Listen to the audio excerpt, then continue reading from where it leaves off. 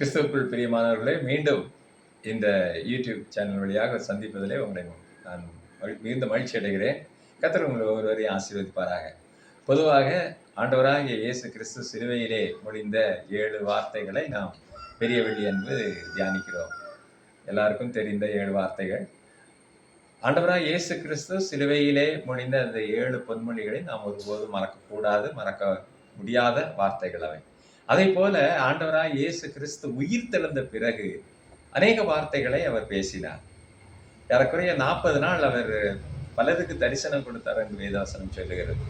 அதில் ஒரு குறிப்பிட்ட ஒரு 7 வார்த்தைகளை நான் இந்த நாளிலே உங்களோடு பகிர்ந்து கொள்ள விரும்புகிறேன். அதாவது ரிசரக்ஷனுக்கு பிஃபோர் ரிசரக்ஷன் நம்ம சிலுவையில் உள்ள 7 வார்த்தைகளை நம்ம கேள்விப்பட்டோம். இப்போ இது ஆஃப்டர் ரிசரக்ஷன், அதாவது ஆண்டவர் உயிர் தெழுந்த பிறகு, ஆண்டவருடைய உயிர் தெழுதலுக்கு பிறகு அவர் இந்த உலகத்திலே சீஷர்களிடமும் மற்றவர்களிடம் சொன்ன சில வார்த்தைகளை இந்த நாளிலே உங்களோடு 7 முக்கியமான 7 வார்த்தைகளாக, வாக்கியங்களாக நான் பகிர்ந்து கொள்ள ஆசைப்படுகிறேன். முதலாவதாக நாம் பார்க்கும்போது மத்தேயு எழுதின சுவிசேஷம் 28வது அதிகாரத்துல ஆண்டவராய் இயேசு கிறிஸ்து 9வது வசனத்திலே விதமாக சொல்கிறார். அவர்கள் அவருடைய சீஷர்கள், அவர்கள் என்று சொல்லும்போது அதாவது இந்த சகோதரிகள், ஆண்டவரை பார்க்க சென்ற அந்த சகோதரிகள், அந்த ஸ்திரீகள் அவர்கள் பயத்தோடும் மகா சந்தோஷத்தோடும் கல்லறையை விட்டு சீக்கிரமாய் புறப்பட்டு சீஷர்களுக்கு அறிவிக்க ஓடினார்கள் என்று சொல்லி 8வது வசனம் சொல்கிறது. அப்படி அந்த அந்த சகோதரிகள் அவருடைய சீஷர்களுக்கு அறிவிக்க போகிற போது ஆண்டவராக இயேசு கிறிஸ்து சொன்ன முதல் வார்த்தை நான் உங்களோடு பகிர்ந்து கொள்கிறேன். வாழ்க. வாழ்க என்பது ஒரு முக்கியமான வார்த்தை. அவர் பாருங்க, இயேசு தாமே அவர்களுக்கு எதிர்பட்டு 9வது வசனத்துல வாழ்க என்று என்றார். அவர்கள் கிட்ட வந்து அவர் பாதங்களை தடவி அவரை பணிந்து கொண்டார்கள் சொல்லப்பட்டிருக்கு. அப்படின்னு ஆண்டவராக இயேசு கிறிஸ்து இந்த உலகத்துல நீங்களும் நானும் வாழ்ந்திருக்க வேண்டும்.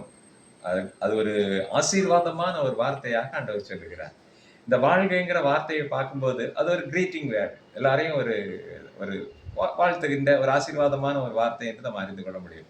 மத்தேயு எழுதின சுவிசேஷம் 10வது அதிகாரத்தை நம்ம பார்த்தோம்னா ஆண்டவராக இயேசு கிறிஸ்து சீஷர்களை எல்லாம் ஊழியத்திற்காக அனுப்புகிறார். ஊழியத்திற்கு அனுப்பும்போது அவர் என்ன சொல்லுகிறார் பாருங்க. 10வது அதிகாரம் 10வது வசனத்துல சொல்லுகிறார், வழிக்காக பையாவது 2 அங்கிகளையாவது பாதரட்சிகளையாவது தடியாவது தேடி வைக்க வேண்டாம். வேலையாள் தன் ஆகாரத்துக்கு பாத்திரனா இருக்கிறார். எந்த பட்டணத்திலாவது கிராமத்திலாவது நீங்கள் பிரவேசிக்கும் போது அதிலே பாத்திரமானவன் யார் என்று விசாரித்து நீங்கள் புறப்படும் அளவும் அவனிடத்தில் தங்கியிருங்கள். ஒரு வீட்டுக்குள் பிரவேசிக்கும் போது அதை வாழ்த்துங்கள். இன்னைக்கு நம்ம எல்லாரும் ஒருவருக்கு ஒருவர் நம்ம மீட் பண்ணும்போது வாழ்த்துதல் மிக மிக அவசியமானது. இன்னைக்கு ஒரு கடிதம் எழுதும்போது நம்ம வாழ்த்துறோம், அது சரிதான்.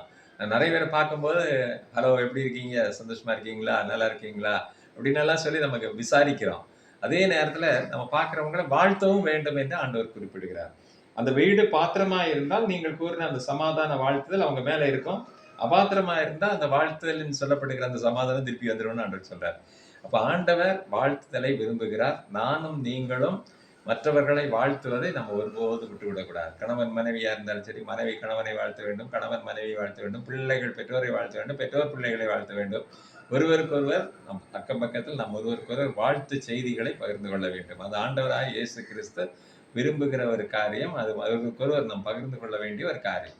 இன்னும் புதிய ஏற்பாட்டுல அப்போஸ்தலனாகிய பவுல் எழுதும் போதும் ஒவ்வொரு கடிதத்திலையும் அவர் வாழ்த்துகிற காரியங்களை அவர் செய்திருப்பார். ஒவ்வொரு நிருபங்கள் எழுதும்போது நாம் பார்க்க முடியும்.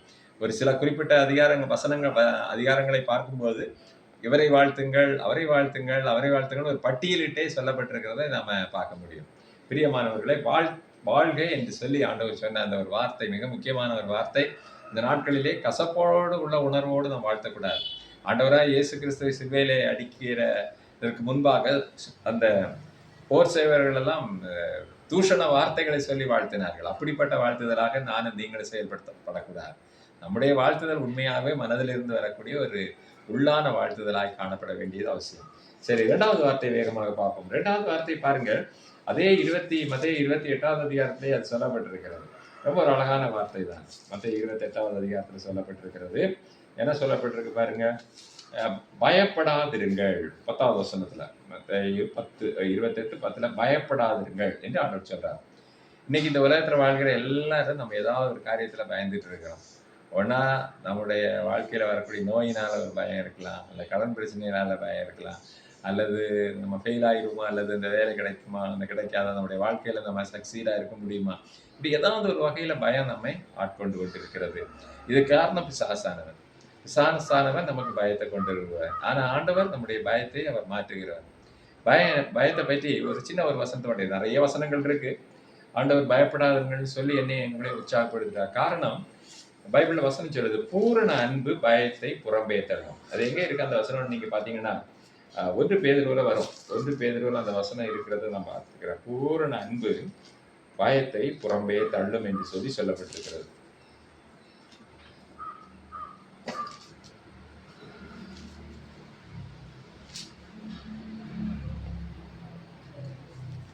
அதே போல அன்பு திரளான பாவங்களை மூடும் என்று சொல்லப்பட்டிருக்கு. அன்பானது திரளான பாவங்களை மூடும், பூரண அன்பு பயத்தை புறம்பே தள்ளும் அப்படின்னு சொல்லி ஒரு வசனம் இருக்குது. அந்த வசனத்தையும் நாம் தெரிந்து கொள்வது நல்லது. ஆண்டவராய் இயேசு கிறிஸ்து பூரண அன்பு உள்ளதாராக நம்ம மத்தியில காணப்பட்டபடினால அவர் அந்த பூரண அன்பை குறித்து 1 யோவான் 4ஆம் அதிகாரத்துல 18வது வசனத்துல இருக்கு. அன்பிலே பயம் இல்லை, பூரண அன்பு பயத்தை புறம்பே தள்ளும். அப்போ ஆண்டவர் நமக்குள்ள இருக்கும்போது அந்த பயம் நம்மை விட்டு நீங்கும். அதான் அதுல அர்த்தம். அன்பில்லாதவன் தேவனே அறியான், தேவனே அன்பாக இருக்கிறான். 1 யோவான் 4 அதிகாரத்துல இருக்கு. அன்பை பத்தி ஃபுல்லாவே 1 யோவான் 4 அதிகாரம் 3 அதிகாரம் நம்ம பார்க்க முடியும். ஸோ நம்முடைய வாழ்க்கையில பூரண அன்பு பயத்தை புறம்பே தள்ளும். அந்த அன்பு திரளான பாவங்களை மூடும். அப்போ நம்முடைய வாழ்க்கையில பயத்தை நம்ம மாற்றுவதற்கு பூரண அன்பு வேணும். அந்த பூரண அன்பை நானும் நீங்களும் பெற்றுக்கொள்ள, நானும் நீங்களும் தேவனில் நிலைத்திருக்க வேண்டும். என்னில் நிலைத்திருங்கள், நான் உங்களிலே நிலைத்திருப்பேன் ஆண்டவர் சொல்றார். சரி, 3வது வசனத்துக்குள்ள வேகமா போவோம். 3வது வசனம் பாருங்க. மார்க் எழுதின சுவிசேஷத்திலையும் அது சொல்லப்பட்டிருக்கிறது. மார்க் கடைசி பகுதியில பார்த்தோம்னா அங்கே ஆண்டவர்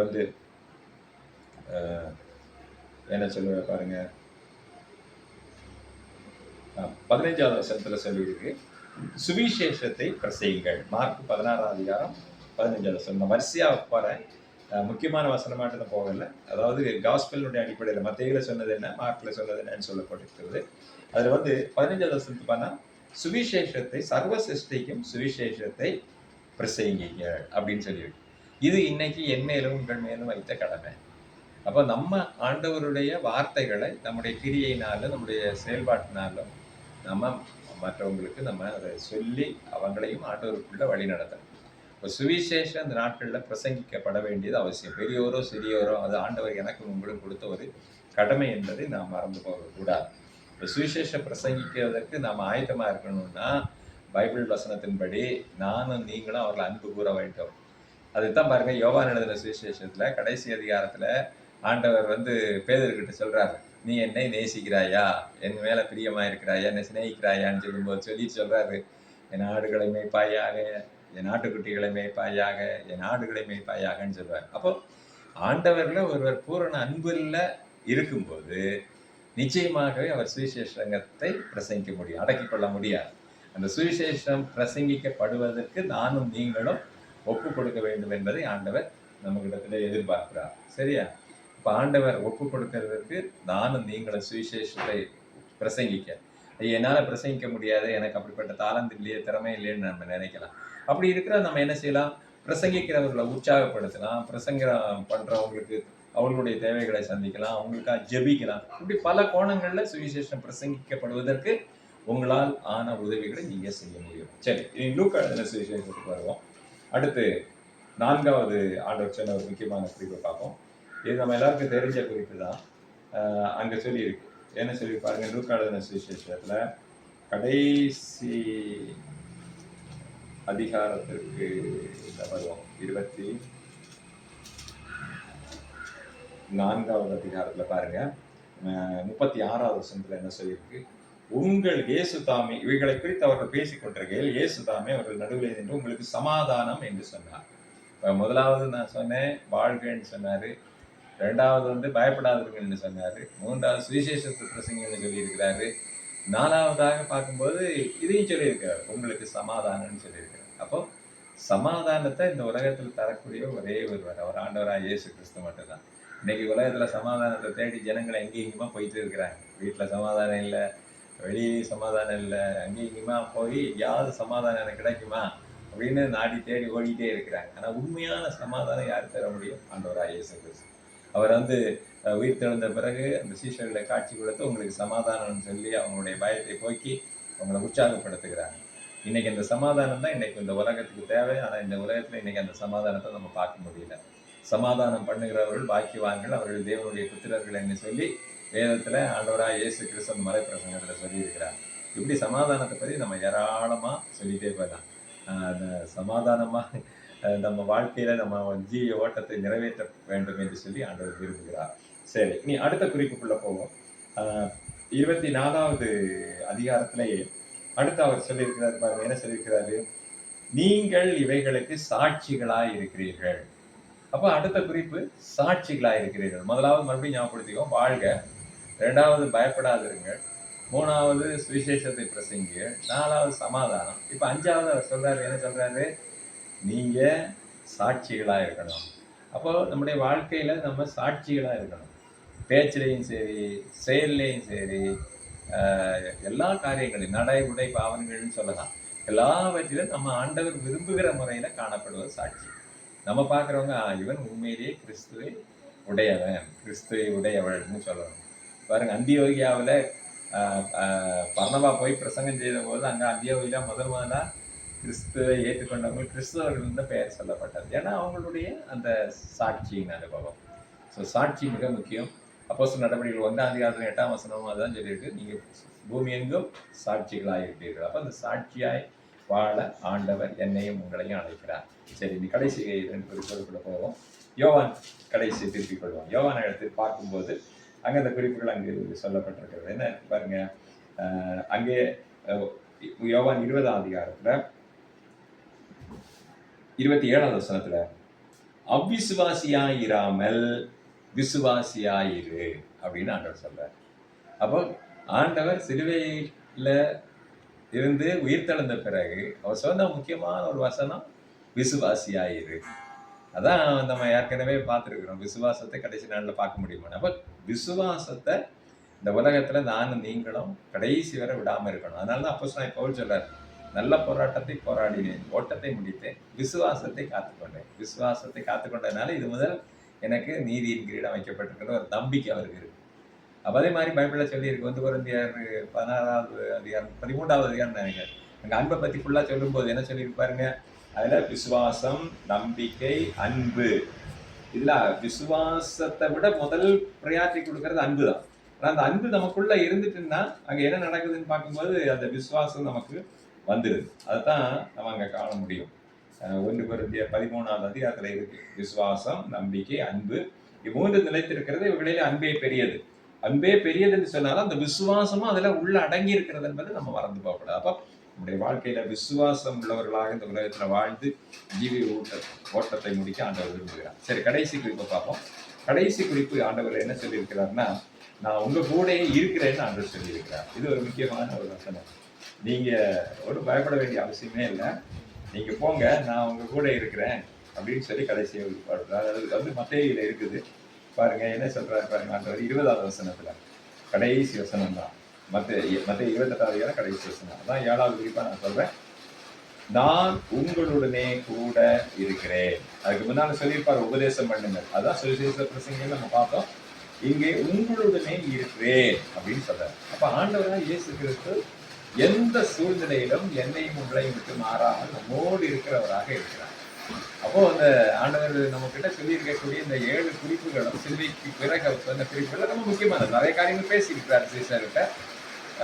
ஆனா இந்த 7 குறிப்புகளையும் நம்ம கொஞ்சம் ஆழமா பார்க்கும்போது ரொம்ப முக்கியமான குறிப்புகளா இருக்கு இல்லையா? மறுபடியும் ஒரு ஞாபகப்படுத்திக்கும். வாழ்கைங்கிறாரு ஆண்டவர். அப்புறம் என்ன சொல்றாரு? சமாதானங்கிறாரு. அப்புறம் என்ன சொல்றாரு? பயப்படாதிருங்கிறாரு. அப்புறம் என்ன சொல்றாரு? சுவிசேஷத்தை பிரசங்கிங்கிறாரு. சாட்சிகளா இருங்கன்னு சொல்றாரு. கடைசியா நீங்க நான் உங்க கூடயே இருக்கிறேன்னு ஒரு அஷூரன்ஸ், நம்பிக்கையை தர்றாரு. இந்த நம்பிக்கையோட நம்ம வாழும்போது ஆண்டவர் எனக்கும் உங்களுக்கும் அந்த பரலோக ராஜ்யத்தின் பாக்கியத்தை தருவார் என்பதில் எந்த சந்தேகமும் இல்லை. ஆண்டவர்கள் ஒவ்வொருவரையும் ஆசீர்வதிப்பாராக. I can face tomorrow because he lives. fear is gone, because I know He holds the future, and life is worth the living just because we live. And life is worth the living just because